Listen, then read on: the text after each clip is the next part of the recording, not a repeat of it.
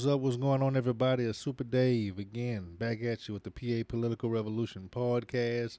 We're here to give you another great show and give you some updates on some current events.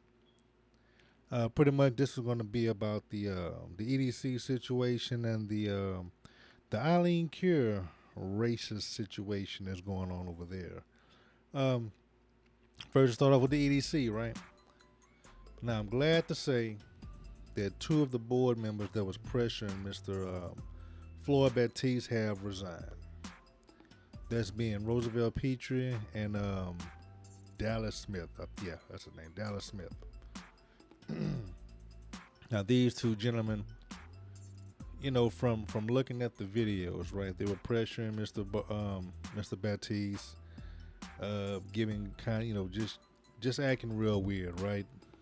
On one instance, Mr. Dallas Page approved some furniture, to make a long story short, approved some furniture a while back when it came up again. They had some questions about it. He didn't want to approve it. He was just acting all real weird, right? They pretty much both instance mothers was giving Mr. Baptiste a hard time, which I believe caused him to put his resignation in early and and caused the deputy EDC director to go ahead and resign and go ahead and find him another job. So it's kind of have the EDC in a state of disarray, state of repair. But hopefully, with those two, with those two gentlemen out of the mix, the right thing would be to go ahead and let Mr. Baptiste rescind his resignation. Go ahead and pull it back, let him keep on working until he can go ahead and eventually now find another replacement that's going to go ahead and replace him on the EDC board and groom that person just like he was doing with Mr. George Davis. But doing all of the hatred, all of the pressure, he had resigned, he had went somewhere, to another job, and Mr. Floyd Baptiste, as it turned in his resignation, as everybody know. And now, I'm kind of in limbo with what Mr. This new director, the new person that's supposed to be coming in and being an intern. I don't know if that's going to go well. I don't know if he's going to actually be able to be appointed as the interim director, Mr. Ike Mills. I'm kind of unsure what that limbo is going on because, from what I'm hearing, right, since Mr. Petrie didn't have an actual legit home residence in Port Arthur. That's not his primary residence. That he was illegally on the board, and from him being illegally on the board, from what I've been hearing, that a lot of his voting, a lot of the things that he voted on, if it was his vote that determined it, that vote could be pulled back and it could kind of be overturned or not. So we'll kind of wait and see what's going on with with everything with the EDC as far as that'll be concerned, right? So the main problem with this, right? The main problem with this, when you had Barty and Donald Frank, right? When they got on the council, they thought nobody could touch him. They thought once they put Petrie, and on the EDC board, he can kind of sway some of the other folks over there. They thought nobody could touch him, right? They thought they was impenetrable. But what a lot of these alleged crooks happen to do, right? Happen to have to them, right? They hate being exposed, right? Once you start, they give you, the mayor, these council members, these board members, they give you a false perception, a false image, right? They give you as a false image as being lovely, being a pastor, caring about people, doing what's right for the city, doing what's right, business-wise, when all along these people are crooks, right? They treat people like garbage. They treat black folk like garbage, where they wouldn't do that to another white person, but they'll just doggone and downright curse out, disrespect another black person. You know what I mean? So these are cancers to black society, man, because you have these fake pastors, fake business people putting a facade, and the actual citizens, they don't really know this, right? They don't really understand. See, they just believe everything, the mayor tells you, your pastor tells you, one of these council members tell you, and they don't really go doing the fact check. But when you have somebody like myself that kind of puts a lot of those things out there and have you call attention to it, a lot of the times they'll try to pull back on what they're doing so they won't look like the bad guy. And and you have to understand they're just using a false perception, a false narrative to get over on a lot of people. So they try to lure a lot of people to sleep with a lot of lies, a lot of false pretenses, like with the company, right? Like with the company, they using you have a lot of suspect names on there, but you have Mr. Landon Roberts on there as the face of it. So he is going to look like he's the owner when the owner is actually Mr. Roosevelt Petrie. Now, what they should have done, what they should have said when he was on that actual interview, they shouldn't have introduced Mr.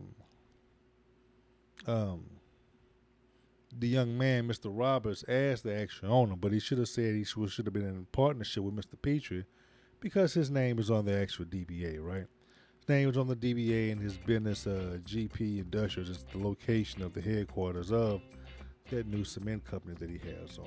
So you want to understand they use people for clout. They hijack images, their own image or perception of other people's image, to kind of use it as a shield to go on, but to go on and do nefarious things behind that.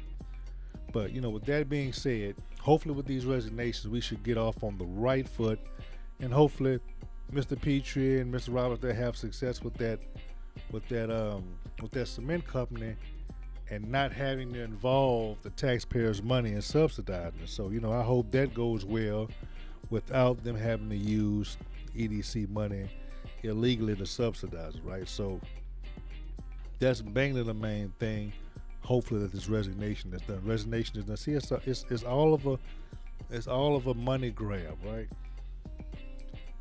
The EDC has other money for the city, so since the city, they have control of that money, they burning through that, whichever way they're doing. So they want to get the EDC money, and burn through that joker. But we need to have the EDC to concentrate on economic development, because that's the most important thing in this city. I can't overemphasize that, right? Economic development is what we all should be focused on in the city of Port Arthur, because we need jobs.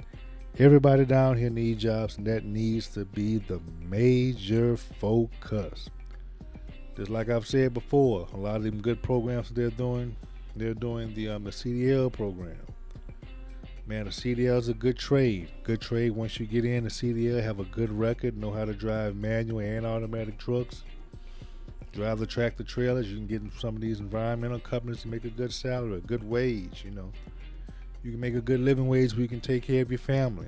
Also, if you do some over the road, you may want to get in your own business where you actually having your own trucks. That's another avenue that you can go. But see, these skills and these trades are what's needed in the city of Port Arthur.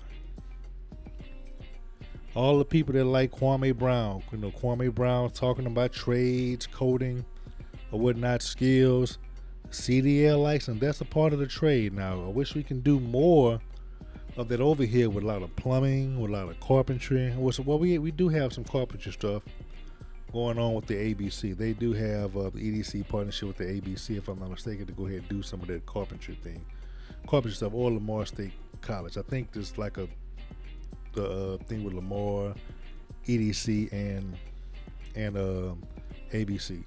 So we're doing things that's going in the right direction, right? But we need to we need to keep that in place. We don't need these ignorant clowns coming over here disrupting all of this stuff so they can make a money grab, right? So they can make a money grab and subsidize their own business or some other business they have or some other crazy dream, like you always hear Councilmember Frank talking about, that he wants to have some type of Kima in Port Arthur, some kind of crap across the pier that actually has a low chance of succeeding.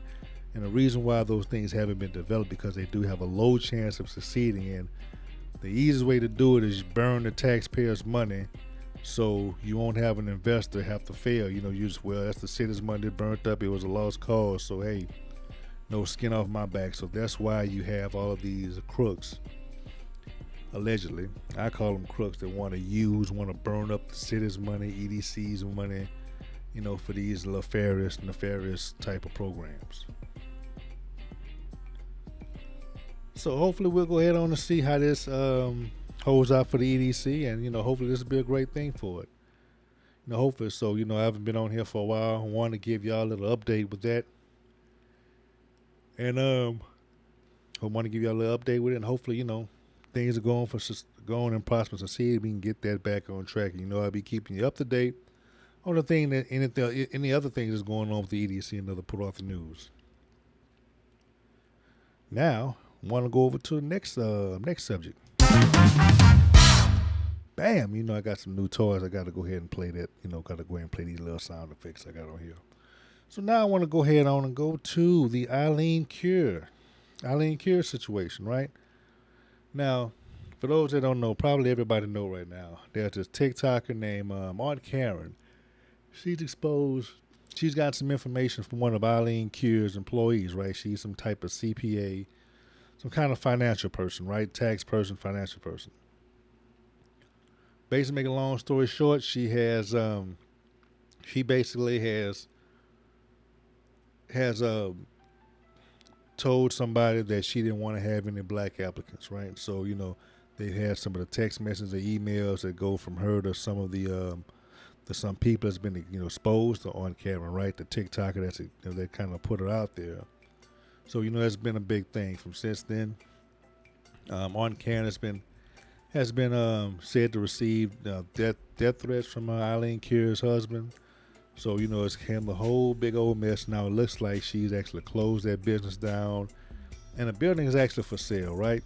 And for what I've researched, a few people have been quit on her due to this little fiasco that she's in. So you just Google up Eileen Cure and you can find out all the information on it, right? So it's a good story. But one thing I'm kind of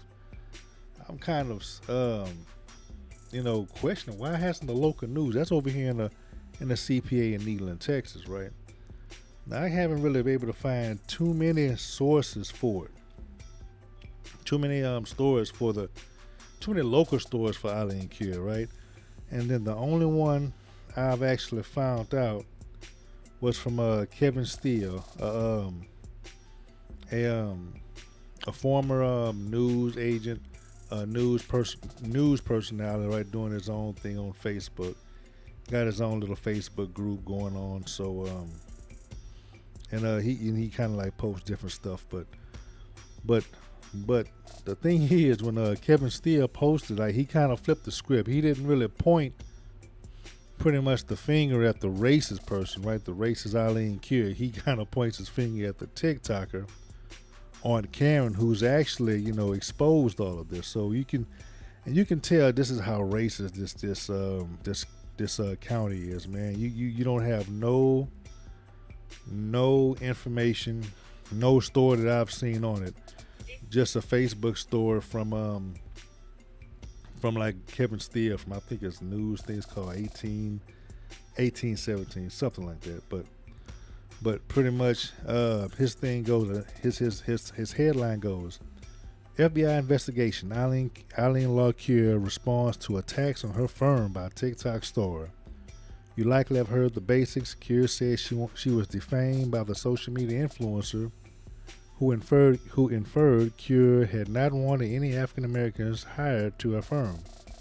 Aunt Karen O did 3 videos, using a video that purports to show that Cure doesn't want hires to be black. It lacks context, according to Cure. Sources say FBI investigators are looking Aunt Karen O, how Aunt Karen O videos were gathered, the cases, etc. In Aunt Karen O's latest video, she implies that she's frightened and again repeats the racist claim. So Kevin Steele completely took that whole thing out of context and says she's frightened. I mean, Kevin Steele left out the part where She's saying that she's been threatened for her life, and just chops up the whole story, right? Chops up the whole story to kind of like protect the racist. So you have to understand the media, the media in Southeast Texas is highly racist. I mean, I remember they had another incident about the racist police department. Like somebody had dropped a whole bunch of flyers and information to all the news stations, to the newspapers, and everybody kind of held out on it, right? But I got that packet of information. I kind of put it out there, and when I put it out there, then some of the other news agencies had to go ahead, respond to it and say they had it. So man, it's crazy. They'll report anything except race. If it's race relations against a white person, if it's a white person showing to be racist, they will not show it. They will hide it. They will suppress the information, and they will go ahead and try to make it look like that it's the person that's exposing the racism's fault. So you just kind of have to watch this. I just want to make this a quick interview. I mean, not a quick interview, a good quick broadcast, and kind of keep you up to date on what's going on, and kind of give you my opinions about things from the EDC to the on carrying thing. And I appreciate everything, and that'll be it for the PA Political Revolution podcast. Take it easy.